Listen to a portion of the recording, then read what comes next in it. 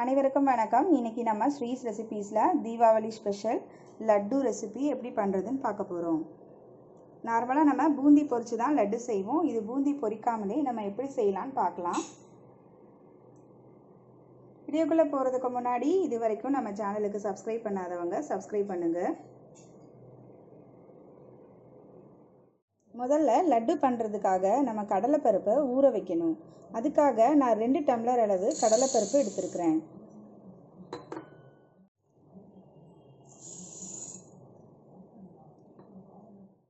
இதை நம்ம தண்ணீர் ஊற்றி ஒரு 2 மணி நேரம் ஊற வைக்க போகிறோம். அதுக்காக நான் இதில் தண்ணீர் சேர்த்துக்கிறேன். இது ஒரு 2 மணி நேரத்துக்கு நல்லா ஊறட்டும். அதுக்கப்புறமா நம்ம லட்டு செய்ய ஆரம்பிக்கலாம். இப்போ பார்த்தீங்கன்னா கடலைப்பருப்பு நல்லா ஊறிடுச்சு. இப்போ நம்ம இதை நல்லா கழுவி எடுத்துட்டு தண்ணி இல்லாமல் நல்லா எடுத்துக்கலாம். இந்த மாதிரி சுத்தமாக தண்ணி இல்லாமல் எடுத்துக்கோங்க. இப்போ நம்ம இதை மிக்ஸி ஜாருக்கு மாற்றிட்டு அரைச்சி எடுத்துடலாம். பாதி அளவு கடலைப்பருப்பை இப்போ நான் மிக்ஸி ஜாருக்கு மாற்றிருக்கேன். இதில் தண்ணி எதுவும் சேர்க்காம நல்லா அரைச்சி எடுத்துக்கோங்க. கடலைப்பருப்பை இந்த மாதிரி அரைச்சி எடுத்துக்கோங்க. இப்போ நம்ம முதல்ல போட்ட கடலைப்பருப்பை அரைச்சி எடுத்துருக்கோம். இப்போ மிச்சம் இருக்கிற கடலைப்பருப்பை அரைச்சி எடுத்துக்கலாம். இப்போ பார்த்தீங்கன்னா எல்லா கடலைப்பருப்பையும் நல்லா அரைச்சி எடுத்தாச்சு. இப்போ நம்ம இதை பக்கோடா மாதிரி பொரிச்சு எடுக்கணும். அதுக்காக நம்ம ஸ்டவ்வில் எண்ணெய் காய வச்சுக்கலாம். பொரிக்கிறதுக்கு தேவையான அளவு எண்ணெய் சேர்த்துக்கோங்க. இப்போ எண்ணெய் நல்லா காஞ்சிருச்சு. இப்போ நம்ம கொஞ்சம் கொஞ்சமாக இந்த மாவை எடுத்து போடலாம். பக்கோடா மாதிரி இப்படி உதுத்து விட்டு போட்டுக்கோங்க. போட்டிருக்கிற மாவு ரொம்ப கலர் மாறுற அளவுக்கு வேகணும்னு அவசியம் இல்லை. கொஞ்சம் மெத்து மெத்துன்னு இருந்தால் போதும். ரொம்ப மொறுமொறுப்பாக்கிட்டீங்க அப்படின்னா லட்டு நல்லா வராது.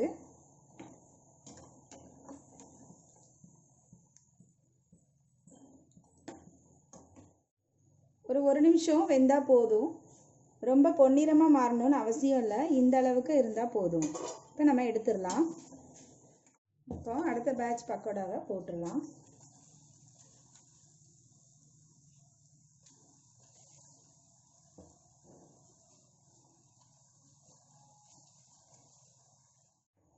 ரொம்ப கருப்பாக வெந்துச்சு அப்படின்னா லட்டு கருகின வாசனையாக இருக்கும். அதனால ஓரளவுக்கு வெந்திருக்கும் போதே எடுத்துருங்க. நம்ம எப்போதும் பூந்தி பொரிச்சு செய்கிற லட்டை விட இது சுவையும் கூடுதலாக இருக்கும். ஏன்னா நம்ம கடலைப்பருப்பை வச்சு செய்கிறோம். அதனால சுவையும் கூடுதலாக இருக்கும். இப்போ எல்லா பேட்சையும் இப்படி போட்டு எடுத்துடலாம். இந்த மாதிரி பக்கோடாக்களாக போட்டு எடுத்து வச்சுக்கோங்க. இப்போ எல்லா பக்கோடாவையுமே பொரிச்சு எடுத்தாச்சு. இப்போ இதை நல்லா ஆறட்டும். ஆறின பிறகு நம்ம மிக்ஸி ஜாரில் சேர்த்து அரைச்சி எடுத்துக்கலாம். இப்போ பார்த்தீங்கன்னா பக்கோடா நல்லா ஆறிடுச்சு. இப்போ இதை நம்ம மிக்ஸி ஜாரில் சேர்த்துக்கலாம். மிக்ஸி ஜாரு நல்லா ட்ரையாக இருக்கணும். அதே மாதிரி இதையும் நல்லா ட்ரையாக அரைச்சி எடுத்துக்கணும். இந்த மாதிரி ஓரளவுக்கு கொரகொரப்பாக இருக்கிற மாதிரி அரைச்சி எடுத்துக்கோங்க. இப்போது எல்லா பக்கோடாவையும் அரைச்சி எடுத்தாச்சு. இந்த அளவுக்கு கொரகொரப்பாக இருக்கிற மாதிரி பார்த்துக்கோங்க. இப்போ நம்ம சுகர் சிரப் செய்யலாம்.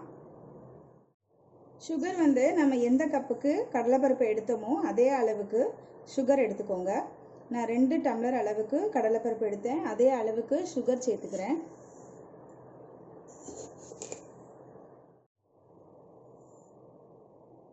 அதே மாதிரி அதே அளவுக்கு தண்ணியும் சேர்த்துக்கோங்க. 2 டம்ளர் அளவு தண்ணி சேர்த்துக்கலாம்.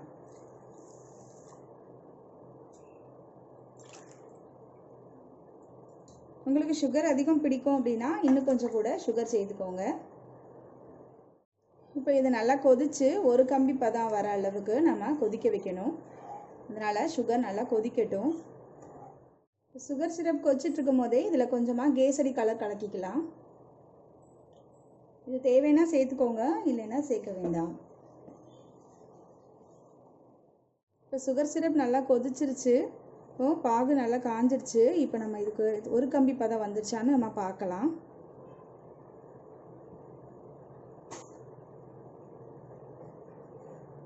பார்த்தீங்கன்னா ஒரு கம்பி பதம் அளவுக்கு வந்துருச்சு. இப்போ நம்ம எடுத்து வச்சுருக்கிற இந்த பக்கோடா மாவை சேர்க்கலாம்.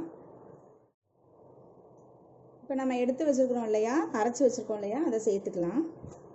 இப்போ அடுப்பை ஆஃப் பண்ணிடுங்க.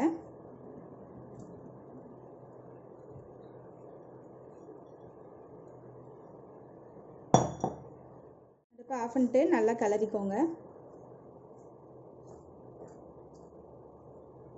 இப்படி கிளறும்போது ஸ்டவ் ஆன் பண்ணி இருக்க வேண்டிய அவசியம் இல்லை.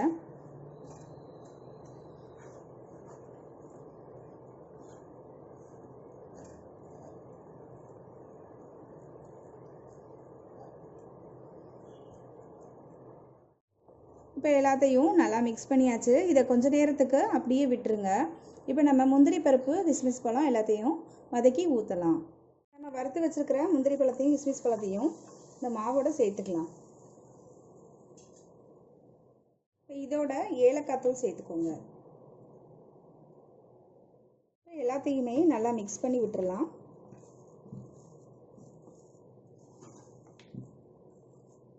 உங்களுக்கு நெய் இன்னும் கொஞ்சம் தேவை அப்படின்னா இன்னும் கொஞ்சம் கூட சேர்த்துக்கோங்க. இதை நல்லா ஆற விட்டுருங்க. ஆறின பிறகு தான் நம்ம இதை உருட்டி எடுக்கணும். அதனால் கொஞ்சம் வெது வெதுப்பாக இருக்கும்போது இதை உருட்டலாம். இப்போ எல்லாமே நல்லா ஆறிடுச்சு. இப்போ நம்ம லட்டு பிடிக்க ஆரம்பிக்கலாம்.